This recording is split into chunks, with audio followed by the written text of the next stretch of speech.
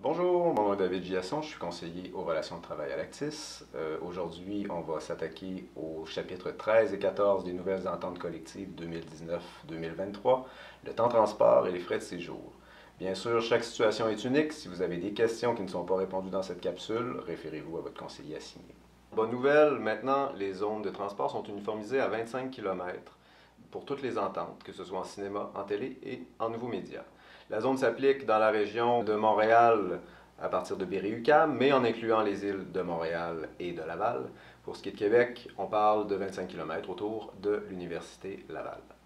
Le temps de transport-voyage se calcule à partir de la fin de la zone. Par exemple, si vous avez un déplacement de 40 km dans une journée, le temps de transport-voyage s'appliquera pour les 15 derniers kilomètres. Évidemment, c'est payable en tranches de 15 minutes et le taux varie selon les ententes. Par exemple, dans l'entente télé, il est payable au tarif horaire minimum, sans occasionner de primes ni de pénalités. Par contre, il y a des nouvelles limitations qui se sont ajoutées dans les nouvelles ententes. Par exemple, si vous faites plus de 4 heures de temps de transport-voyage dans une journée, on ne peut plus vous offrir de MHG10. Si vous faites plus de 6 heures dans une journée, il n'est plus possible maintenant que de vous offrir un MHG4 avec les limitations que ça implique. Autre particularité, si dans une journée, votre temps de transport-voyage et votre travail dépassent 12 heures, le temps de transport-voyage excédentaire est réputé être du temps travail et doit être rémunéré au tarif horaire de base majoré de 50%. Dans l'entente cinéma maintenant, le temps de transport-voyage est quant à lui payable au tarif horaire de base, au tarif donc que vous avez négocié sur votre contrat. Ça n'entraîne pas de prime ni de pénalité, sauf dans le cas où votre journée dépasse 12 heures de temps de transport-voyage et de prestation de service. Auquel cas, ce sera payable au tarif horaire applicable, donc impliquant les pénalités et les majorations. Dans l'entente Nouveaux Médias, le temps de transport-voyage est payable au tarif horaire de base minoré de 25%, n'incluant pas les primes et les pénalités, sauf dans le cas d'une journée dépassant 12 heures de temps de transport-voyage et de prestation de service.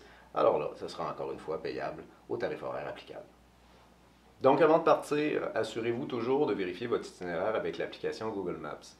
Si le temps de transport vous semble plus long qu'à l'habituel, prenez une photo de votre itinéraire afin de démontrer le temps réel de votre transport. Idéalement même, prenez le temps d'aviser votre supérieur immédiat. Si vous ne le faites pas, c'est le temps que la production aura calculé qui sera appliqué à votre transport.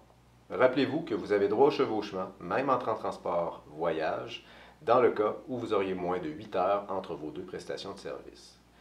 Dans les cas de transport en avion, vous êtes payé pour votre temps de transport à partir de votre départ jusqu'à votre arrivée, incluant les transits. Rappelez-vous que vous avez droit maintenant à une majoration de 2 heures pour votre temps d'attente initial à l'aéroport. Des temps fixes ont été fixés, donc on parle de 3 heures entre Québec et Montréal, 4 heures entre Montréal et Toronto, et 6 heures entre Québec et Toronto.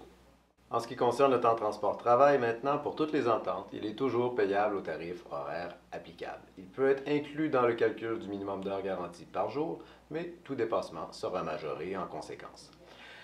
Le temps de transport-travail compte maintenant dans le calcul de la 6e et de la 7e journée.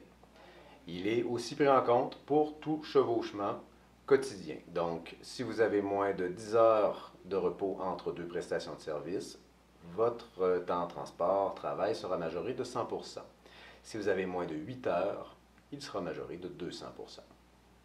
Rappelez-vous de respecter les limites à la conduite. Le Code de la sécurité routière est maintenant décrit dans nos ententes collectives. La loi s'applique à tout le monde.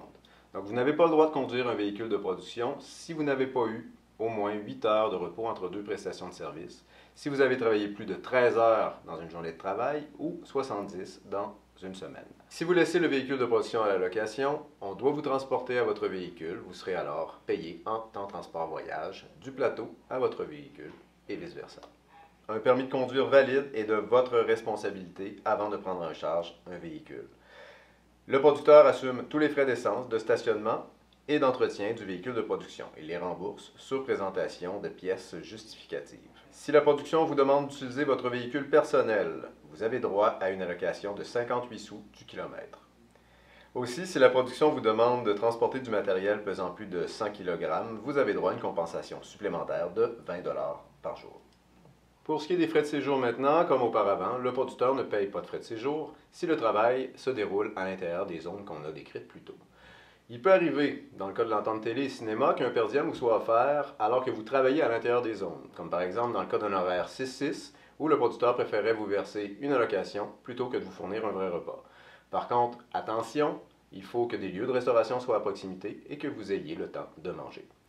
Les montants des allocations repas ont été majorés dans les nouvelles ententes et ils sont déterminés en fonction du lieu de travail. Au Québec, en Ontario et dans les Maritimes, les allocations sont de 12 $ pour le petit déjeuner, 20 $ pour le dîner et de 30 $ pour le souper. Partout ailleurs dans le monde, et ça inclut aussi le nord du Québec, ils sont de 15, 25 et 35 $.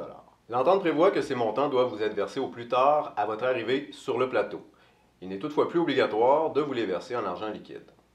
Si vous êtes hébergé durant plus de 15 jours, vous avez droit à une allocation supplémentaire de 30 $ par semaine afin de couvrir les frais courants comme les lessives ou les interurbains. Les normes d'hébergement sont maintenant mieux définies dans nos ententes. Plus de zones grises, chaque technicien a droit à une chambre individuelle et sa propre salle de bain. Si pour une raison spécifique il n'était pas possible de remplir ces conditions, la production doit vous aviser à l'avance, avant votre départ, pour que vous puissiez refuser des conditions qui ne vous conviennent pas. Dans tous les cas, la production a la responsabilité de réserver et de payer votre hébergement. Notez que lorsque vous êtes hébergé, votre temps de transport-voyage peut être soumis à certaines conditions. Par exemple, il n'est pas rémunéré si le lieu de travail se situe à moins de 25 km de votre lieu d'hébergement. Lorsque vous devez vous déplacer entre deux lieux d'hébergement, le temps de transport entre les deux lieux sera payé en temps de transport-voyage. En temps normal, un seul aller-retour vous sera fourni pour vous rendre au lieu d'hébergement et en revenir. Autrement dit, durant un séjour, si la production vous offre l'hébergement durant les congés prévus, mais que vous décidez de rentrer chez vous, ce temps de transport n'a pas à être rémunéré. Vous le savez, vos journées de travail sont souvent très longues. Nos nouvelles ententes encadrent maintenant mieux la gestion de la fatigue. En effet, si votre journée de travail dépasse 15h30, en incluant les périodes de repas et de transport, vous avez droit à l'hébergement, peu importe où vous vous trouvez. Vous aurez aussi droit, bien sûr, aux repas ou aux allocations conséquentes. Je vous invite à consulter la lettre d'entente sur la fatigue qui se trouve à la fin de chaque nouvelle entente pour prendre la mesure de vos droits quand vous ne vous sentez plus fonctionnel. Au sens de la loi, la fatigue est considérée au même titre que les facultés affaiblies. Dans un cas comme celui-là, vous avez droit de demander un hébergement ou un transport. Pour plus d'informations sur les transports et les frais de séjour, je vous invite à consulter le document de formation qui est lié à cette capsule. Et en terminant, gardez en mémoire qu'une entente, ça s'applique.